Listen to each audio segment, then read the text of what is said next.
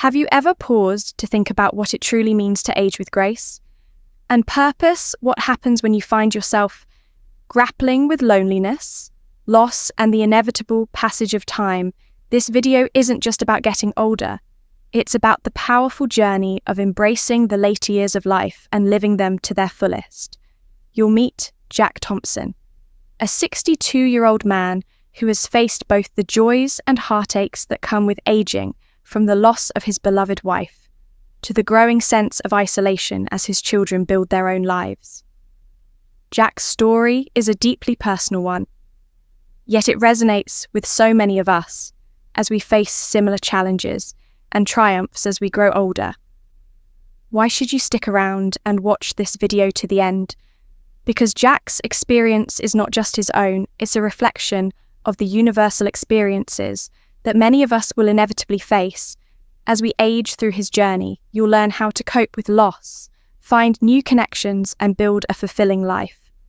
Even in solitude, you'll discover the invaluable wisdom he gained from his relationship with Laura, a woman who entered his life in unexpected ways and helped him navigate the complexities of aging with strength and resilience.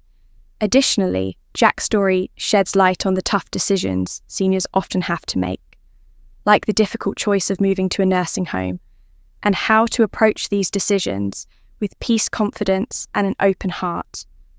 By the end of this video, you'll walk away with a deeper understanding of how to cherish the relationships that matter most, embrace independence, and take full control of your life as you grow older. Whether you're in your 67 or beyond, Jack's story will inspire you to make the most of your later years. No matter the obstacles life may present, don't miss out on the chance to gain valuable insights from someone who has lived through it all and emerged even stronger. If you haven't already, I recommend subscribing and hitting the notification bell so you won't miss any of my videos. Your support means the world to me, and if you enjoyed this video, you can help me continue spreading these important lessons by liking and sharing them with others. If you connect with the theme of this video, please leave a 1 in the comments.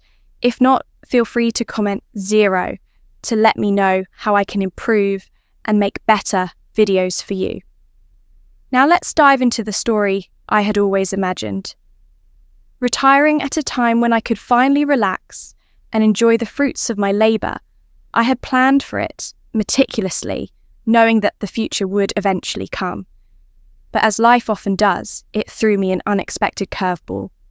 I had to retire earlier than I had anticipated. Thankfully, I had always been mindful of my spending, keeping a tight grip on my finances and saving for a rainy day. So financially, I was managing okay, but there was something I hadn't planned for the heavy silence that now filled my life. There was a time when my family was my world. My son Adam and my daughter Emily both had their own families. Now, their lives were stable and they were flourishing in their ways. I was proud of them, of course, but a part of me longed for the days when the house was full of laughter and the pitter-patter of little feet over time. Though the house grew quieter, the energy that once filled it slowly dissipated a few years ago. Sarah, my beloved wife, passed away after a long illness. That loss left a hole in my heart that never seemed to heal. As time passed, my children, who were once so close, became more absorbed in their own busy lives. They visited less and less, and with each passing day, I found myself alone more often than not. One afternoon, I sat on the sofa surrounded by the stillness of my empty house. The silence seemed to swallow me whole. I could hear nothing but the beating of my own heart and the distant hum of the world outside the rooms, once filled with life and warmth, now seemed to echo the loneliness I felt. I felt it deep within my bones, a pang of bitterness I couldn't ignore. As I sat there trying to push those feelings aside, the phone rang. It was Adam. His voice came through, urgent and hurried. "Dad, are you staying home tonight? There's some urgent work and I might not be able to come by," he said, his tone laced with worry. I felt a flicker of disappointment in my chest, but I tried to suppress it. I understood Adam had a family of his own, a busy job and a life to lead. He had responsibilities. I didn't want to burden him with my loneliness. So I replied with a forced calmness, "It's fine. Adam, don't worry about me. Just take care of your things. I'm all right here." I hung up, feeling a hollow ache inside me. It was as if the world had slipped away, leaving me behind. I had worked so hard all those years, put my heart and soul into providing for my family, only to find that now, in my retirement, with Sarah gone and the children living their own lives, I was left to face the quiet alone. The emptiness seemed to deepen with each passing day. The following day, my neighbour John stopped by for a visit. John and I were around the same age and we had always enjoyed our conversations, but this time there was an unspoken heaviness in the air. He sat down beside me and after a few moments of silence, he sighed deeply. "So it's just you here now, huh?" he asked, looking around the room, his eyes scanning the emptiness that mirrored my feelings. I nodded without saying much. His words hung in the air like a weight. "Same for me," he continued, his voice tinged with a sadness that struck me to my core. "My wife is busy and the kids are doing their own thing." I could feel the sorrow in his words, and it mirrored the aching emptiness I was experiencing. John's words about loneliness at this stage of life felt like a cold, hard truth that I couldn't escape. You have to think about it. What if one day you're all alone?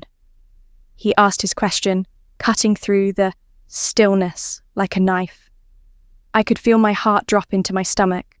The thought of being completely alone in this big house with no one to talk to, no one to check in on me, filled me with dread. His question noded me, repeated over and over in my mind. What if I'm left alone? What will I do? I tried to shake it off, but it was there haunting me. A few days later, Emily came by with her son Noah. She brought some of his favourite childhood dishes, perhaps hoping it would lead to a longer visit. But as soon as Emily stepped through the door, she rushed to explain. "Dad, I'm just dropping by to let Noah see you for a bit, but then I have to go pick up Tom." Her hurried tone, her eyes darting back and forth, and the worried look on Noah's face broke my heart. I tried to smile to hide the ache in my chest, but it was impossible. "Go ahead, take care of what you need to do. I'm fine here," I said, though the words felt empty as soon as they left my lips. Emily barely had time to sit down before she was up again, rushing out the door with Noah in tow. I stood at the door, watching them leave. The sound of their footsteps slowly fading away. The house felt even emptier. Now the silence more oppressive. I couldn't stop the tears that welled up in my eyes, nor the feeling of abandonment that settled heavily in my heart that night as I lay in bed. The question from earlier echoed in my mind with painful clarity. What should I do if I'm left alone? I couldn't continue like this. I knew I had to do something. I couldn't keep drifting through this quiet, lonely existence. A few days later, I met up with John at the park for a walk. We sat on a bench watching people go by, their lives moving in a blur around us. I turned to John, my heart heavy with all that had been weighing on me. "You were right about everything," I said, my voice thick with emotion. "I've been thinking a lot about what you said at our age, if we're left alone. How do we manage AG?" John nodded, in understanding, his eyes soft with empathy. "I've thought about it too," he replied. "There are a few things we need to prepare for in advance. We can't wait until the last moment to worry," JN said firmly, his voice steady, almost reassuring. "The most important thing is to make sure we're financially stable. We need enough to cover food and essentials, so we're not left struggling." I nodded in agreement. The truth was undeniable. Without financial security, aging could become a brutal battle. I had always prided myself on being careful with my money, but I knew now that I needed to think about what the future would hold. Medical expenses, emergencies, and the unknowns that always seemed to arise at the most inconvenient times. John continued with no spouse or kids nearby. "It's up to us to take care of ourselves." Those words rang true. It was a hard truth, but it was the reality we both faced. I felt a surge of determination rises within me. Maybe the future didn't have to be so bleak. Maybe there was still time to prepare, to take control, to build a plan that would allow me to live out my later years with dignity and purpose. But it was clear that I had to act now, before the silence became more than I could bear. If you are still watching this video and find these lessons useful, please comment 1 below to let me know that you are still here with me, living alone. You come to realize that despite all the love and care from your children, they can't always be there for you when you need them most. It's a hard truth, one that hits you like a cold gust of wind on an otherwise warm day. We have to become more independent, he said. And those words echoed deeply within me. We have to take care of ourselves, stay active and never isolate ourselves. It was as if he was speaking directly to me. For so long, I had devoted my life to my children, caring for them, putting their needs before my own. But in doing so, I had neglected the quality of my own life. The years had passed, and all I had to show for it was a life spent in front of the television, sitting in a room that felt more like a prison than a home I was living, but not truly living. And the isolation was slowly taking its toll on me. The realization struck me like a slap in the face. I couldn't keep living this way. My health, my happiness, everything depended on me. Changing, it was so easy to sink into the comfort of routine and let time slip away unnoticed, but I knew deep down that this path would only lead to one thing: a slow decline into poor health and loneliness. I couldn't let that happen, so I chose to change my habits, no matter how daunting it seemed. At first, each morning I started walking to the park, just a short walk, but it was a step toward regaining control of my life. And then, in the evenings, I found solace in the community centre, playing chess and chatting with other seniors. At first it was awkward, and I felt the weight of loneliness trying to pull me back into my shell. But little by little, I built new friendships, and I could feel my life becoming richer and more fulfilling still. Despite all the new activities, there was a gnawing emptiness that refused to go away. Every night, as I lay in bed staring at the ceiling, the same question haunted me: who will be there for me when I'm sick, when I need someone to talk to or help me through the hard times? The silence in the room seemed to amplify those fears, and the more I thought about it, the more unsettled I became. I had always been content to live alone, but now I couldn't shake the thought that maybe I needed someone by my side, not to take care of me, but simply to be there to share in the quiet moments and the burdens of getting older. But then a wave of guilt would rush over me. My wife Sarah had only passed recently. I felt like any step toward finding companionship again would be a betrayal of her memory. How could I ever let go of her presence?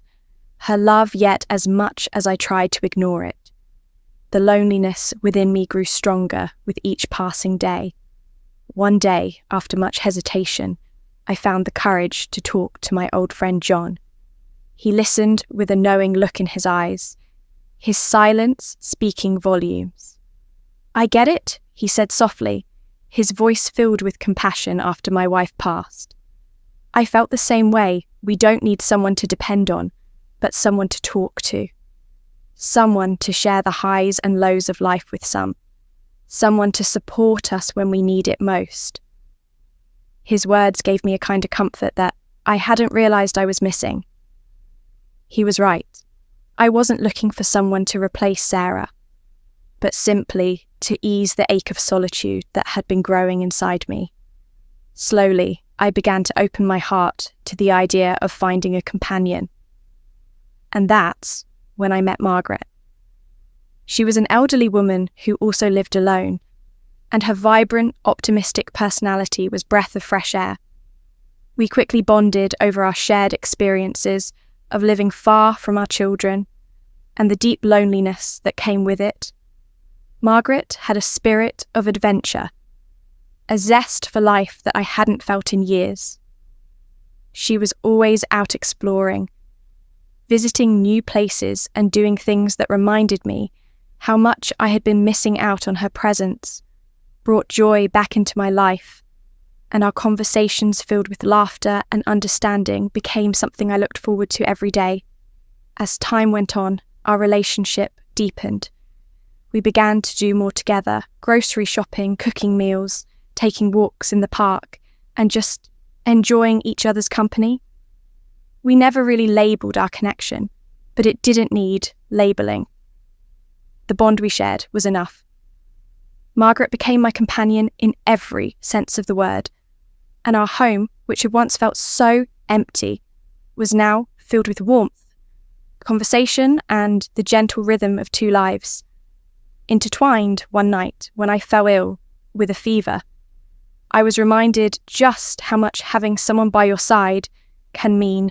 Margaret was by my side. Instantly, her concern for me shining through in every gesture. She rushed to get me medicine and cool me down with a damp cloth, her hands gentle yet firm in their care. She called Adam, urging him to take me to the hospital when Adam arrived, and saw Margaret so diligently caring for me. He was surprised. His worry for me was evident, but I reassured him, smiling faintly. I didn't want to worry you. You've got your own life, and Margaret takes excellent care of me. Adam seemed torn, but his gratitude was clear.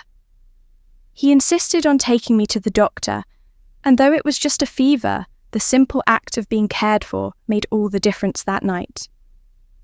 As I lay in bed, I watched Margaret take care of everything. The house was no longer just a place where I existed. It had become a home filled with love, tenderness, and companionship. The emptiness that once defined my life had been replaced by something far more meaningful. I realised that the companionship we shared wasn't about replacing what I had lost, but about finding a new kind of love, one that was quiet, steady, and comforting. It wasn't the passionate love of youth, but it was a love that brought peace, security, and warmth in the twilight of life. Margaret was no longer just a companion. She was the light that had pierced through my darkness, reminding me that even in old age, we don't have to be alone. As time passed, the complexities of life began to unfold in unexpected ways. One day, as I was quietly going about my daily routine, Margaret received a phone call that would change everything. Her son, her beloved child, was getting married, and he wanted her to come back and live with him and his new family when Margaret shared the news with me. A surge of bitterness flooded my heart, but I fought to keep my emotions in check. I smiled weakly, trying to mask the sadness that was slowly consuming me. Your son is getting married. That's wonderful news, I said, trying to sound supportive.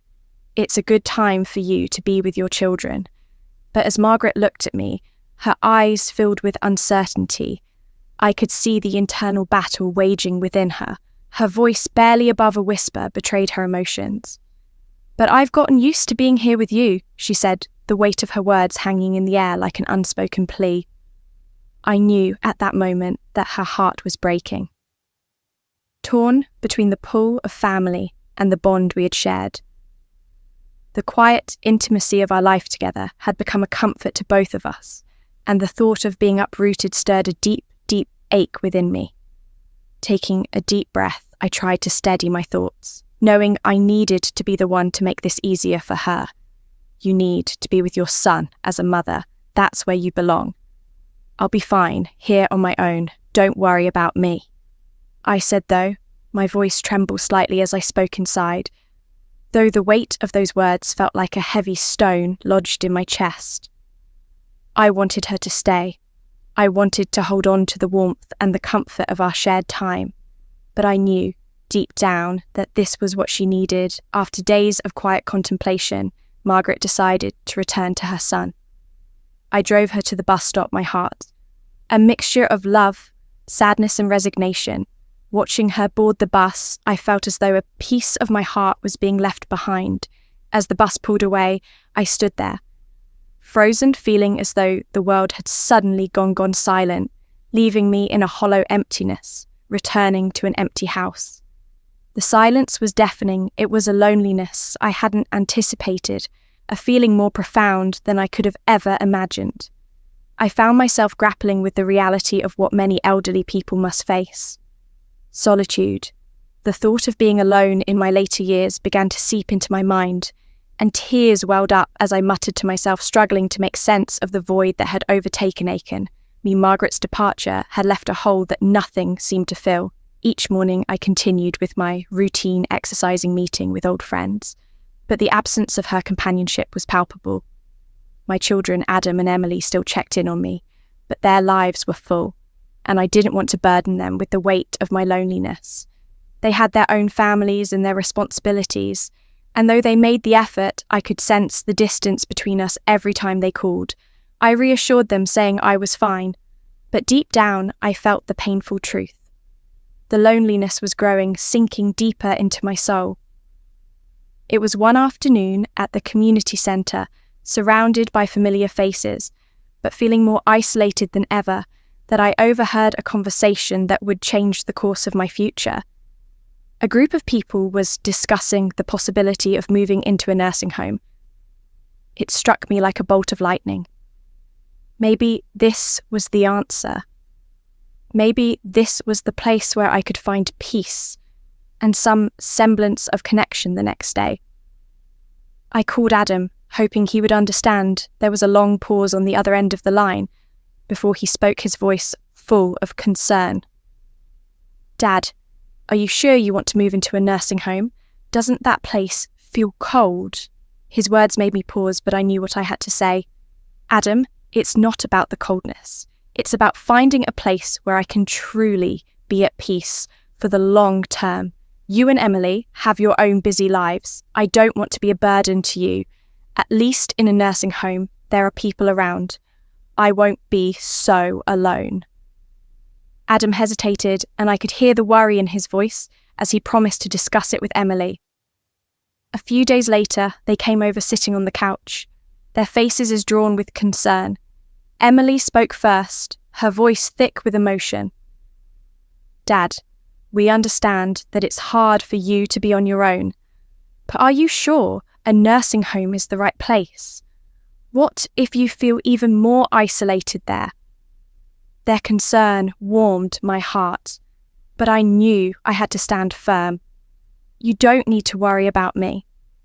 I've thought this through. I need a place where I can enjoy my later years in peace. A nursing home isn't the worst option. It's not perfect, but it's better than being alone here.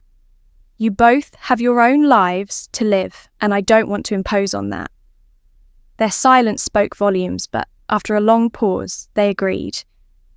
"Dad, if this is what you want, we'll respect your choice, but we'll visit you often," Adam promised, and I felt a wave of relief wash over me. I wasn't completely alone in this decision. A few months later, I moved into a nursing home in the suburbs. It was a beautiful place, with flower gardens, activity rooms, and plenty of other seniors around my age. On my first day, I took a walk around the yard and met Mr. Robinson, a long-term resident. He welcomed me with a warm smile and offered to show me around. He introduced me to a few new faces, making the transition a little easier that evening. As I lay in my new bed, gazing out the window at the night sky, I felt a strange sense of calm. It wasn't home, and it wasn't the life I had envisioned, but it was a new beginning. I had made a few new friends, and the prospect of companionship, however small, eased the weight of my loneliness. 6 months passed, and I found my routine. I ate regularly, exercised, and spent time socializing with my new friends. I no longer faced the crushing solitude I had once feared. I had found a new rhythm, a new sense of purpose, though it was not the life I had imagined. It was one I could live with, peaceful, connected, and for the first time in a long while, filled with hope. life had become a peaceful rhythm, filled with the simplicity of small pleasures, playing chess, enjoying the quiet moments, and chatting with friends. Those small daily routines had become my sanctuary. For the first time in a long while, I felt a sense of comfort and security that had been absent for years. Adam and Emily, my children, still called. Frequently, their voices filled with concern about my adjustment to living alone. They seemed to worry endlessly, even though I assured them every time I'm doing well, nothing's missing, you don't need to worry about me. I tried to ease their minds, but deep down, I knew they couldn't fully understand the peace I had found in solitude. I had learned to embrace it, to appreciate it, to feel grounded in it. But then, one afternoon, the world as I knew it shifted after a quiet lunch. I sat in the sun, feeling the warmth on my face, letting the simplicity of the moment wash over me. The phone rang, and as I answered, I heard Adam's voice crackling through, filled with urgency. There was a tremor in his tone that made my chest tighten. "Dad, I've got some bad news," he said, his voice barely controlled. "Mrs. Robinson was in a car accident and she's in the hospital. If you are still watching this video and find these lessons useful, please comment Toby below to let me know that you are still here with me." The words hit me like a physical blow. My heart skipped a beat, and for a moment I couldn't breathe. The phone nearly slipped from my hand as shock paralysed me. I had to steady myself, sitting on the edge of the chair, struggling to process the gravity of what he was saying. "What happened? How is she?" I stammered, my voice barely a whisper, the panic beginning to take root. Adam's voice faltered as he spoke again. "I just got the news and rushed over." "Do you want to come to the hospital?" I felt as though the ground beneath me had disappeared. The news of Mrs. Robinson, someone who had been a constant in my life, someone I had come to care for deeply, was almost too much to bear. At that moment, I couldn't think, couldn't reason. I hung up, calling the nursing home staff to arrange for transportation. My mind racing with thoughts I couldn't control. How could something so tragic happen to her now? The last time I saw her, I had smiled and told her to take care of herself. And now, the image of her smiling face haunted me. And all I could think of was how fragile life truly was. When I arrived at the hospital, I saw Adam and Emily standing outside the emergency room. The look on their faces, so filled with worry, so deeply concerned, suddenly made everything feel too real. Adam helped me sit down, his hands shaking slightly as he guided me to the chair. "Dad," he said, his voice heavy with dread. "The doctors are doing everything they can, but the situation isn't looking good." The weight of his words crushed me. I could barely look at him, my heart pounding in my chest as I stared at the red light blinking above the surgical room door. All I could do was pray, hope against hope that Mrs. Robinson, the strong, resilient woman who had touched so many lives, would find a way to survive. The minutes dragged on, each one feeling like an eternity. Time seemed to slow, the air thick with worry and fear. Then the door opened and the doctor emerged. I almost lunged toward him, desperate for news, for some glimmer of hope. "How is she?" I asked, my voice a mere breath, my heart in my throat. The doctor's face was grim, his eyes exhausted.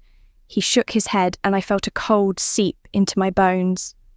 "The injuries are severe," he said softly. "Prepare for the worst." Those words were like a punch to the gut, leaving me breathless and numb. I could barely hold myself upright as Adam gently guided me back into the chair. I could feel the world spinning, everything around me blurring into a fog. And then moments later, a nurse emerged, pushing Mrs. Robinson's still form down the hall.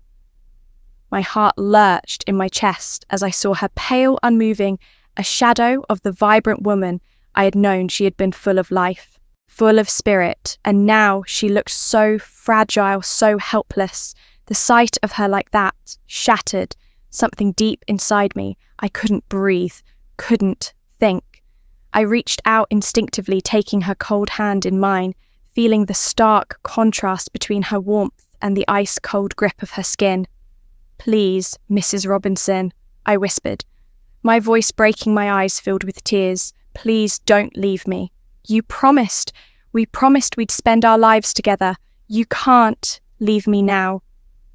I thought for a moment that she might hear me, that she might respond, her eyes fluttered open, and for a brief second I dared to hope. But no words came. A single tear escaped her eye, and it felt like a dagger to my heart. In that instant, my world crumbled. I knelt beside her, my hands trembling as I clutched her hand, tears falling uncontrollably. "Please," I cried, my voice thick with sorrow. "Please, don't go. I can't live without you. If you leave me, I don't know what I'll do." Adam and Emily stood silently by, their faces etched with sadness, their eyes filled with the same helplessness that overwhelmed me. They knew there was nothing they could say, nothing they could do to ease the pain I felt. At that moment that night, the doctor confirmed the worst.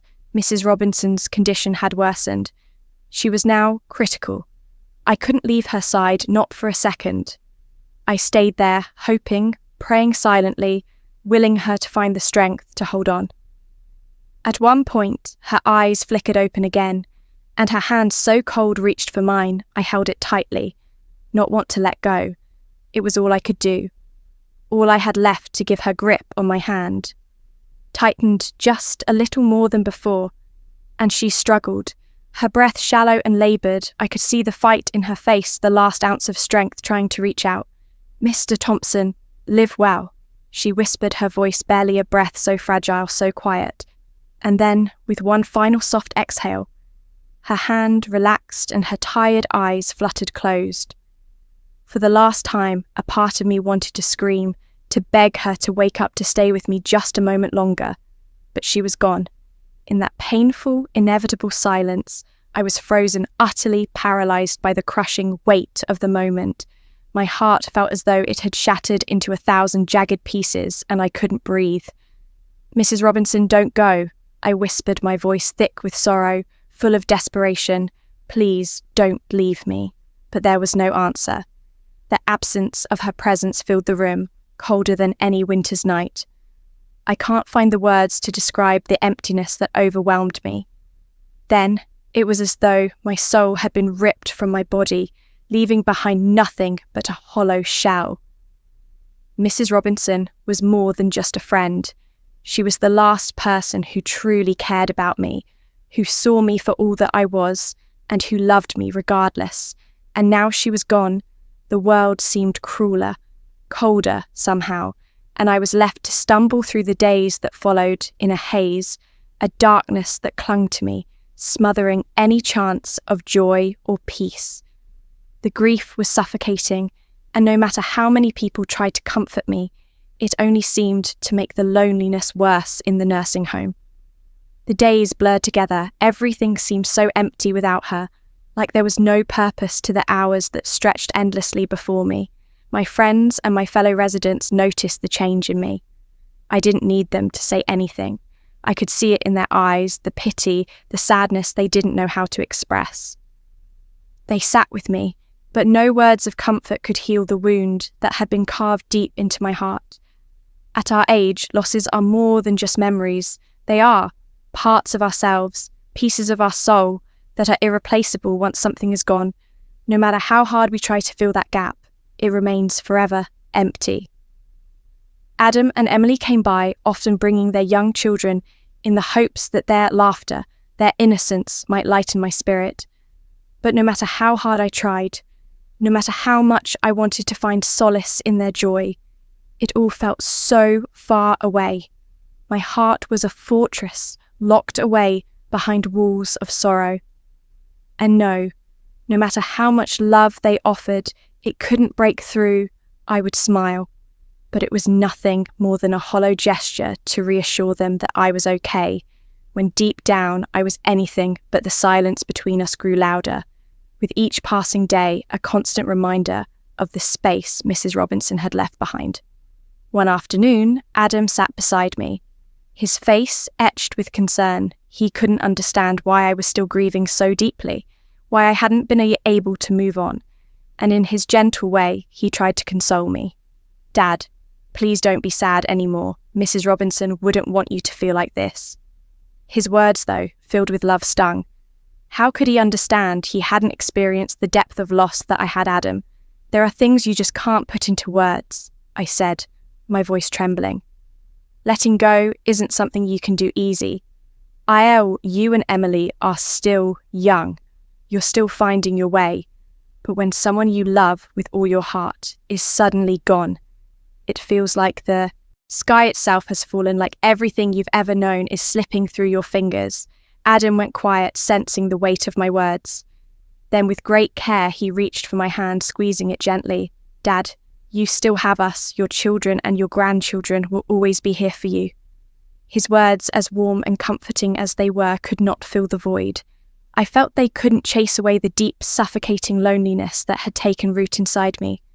"I know you care, Adam," I said softly, my voice barely above a whisper.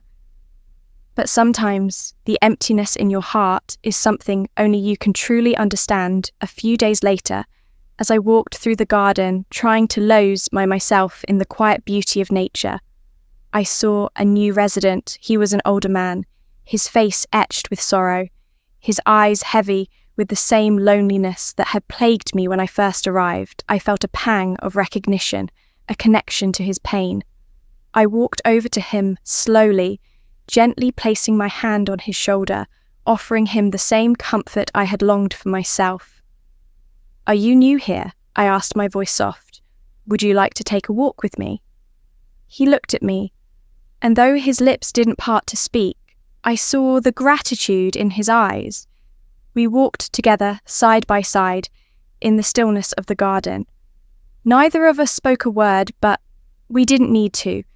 There was a silent understanding between us, a recognition of the shared weight of our years and our losses. We were both just two souls wandering through the final chapters of our lives, finding what comfort we could in the company of one another. That night, as I lay in bed, I thought of Mrs. Robinson again. Her voice, so soft and kind, seemed to echo in my mind. Her smile, her gentle touch. Those moments had become the most precious memories of my life. And now they were all I had left of her. It was hard, so hard to imagine a life without her in it. But as I closed my eyes, I realized something. Even though she was gone, a part of her would always be with me. Her love, her care, her kindness, they had left an indelible mark on my heart, a mark that could never be erased. And for the first time in a long time, as I lay there in the quiet, the weight of my loneliness didn't feel so heavy. It wasn't gone, but it had softened just a little. And maybe, just maybe, that was enough for now. Although Mrs. Robinson's passing plunged me into a profound sadness, the lesson she imparted to me during her life will forever remain etched in my heart. She taught me something that transcends all else.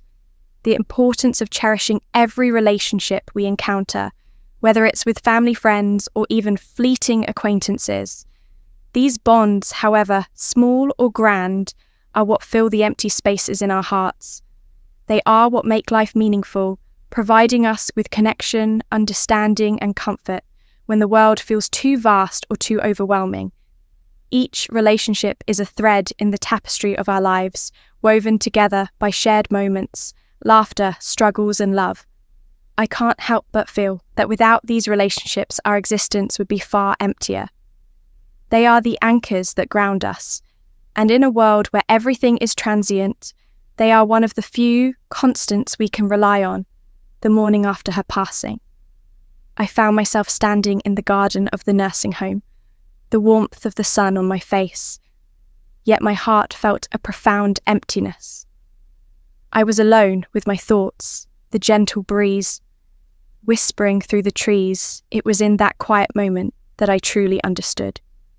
Nothing in this life lasts forever, but the love we share with others, the genuine moments we create together, will always remain. Those moments live on in our hearts, and when the storms of life hit, they serve as a source of strength, a reminder that we have lived full loved deeply and given a piece of ourselves to others that love, despite the passing of time, endures like a beacon in the dark, guiding us when we feel lost.